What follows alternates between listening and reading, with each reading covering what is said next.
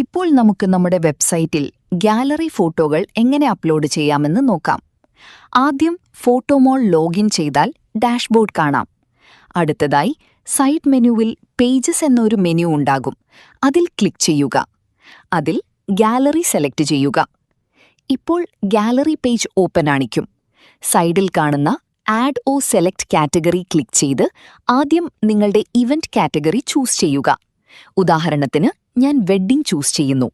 നിങ്ങൾക്ക് ഏത് ഇവന്റ് വേണമെങ്കിലും അത് ചൂസ് ചെയ്യാം. ചൂസ് ചെയ്ത ശേഷം സബ്മിറ്റ് ക്ലിക്ക് ചെയ്യുക. അടുത്തത് മീഡിയ സെക്ഷൻ. ഇപ്പോൾ ആഡ് മീഡിയ ക്ലിക്ക് ചെയ്ത് ഫോട്ടോസ് ചൂസ് ചെയ്ത് സബ്മിറ്റ് നൽകുക.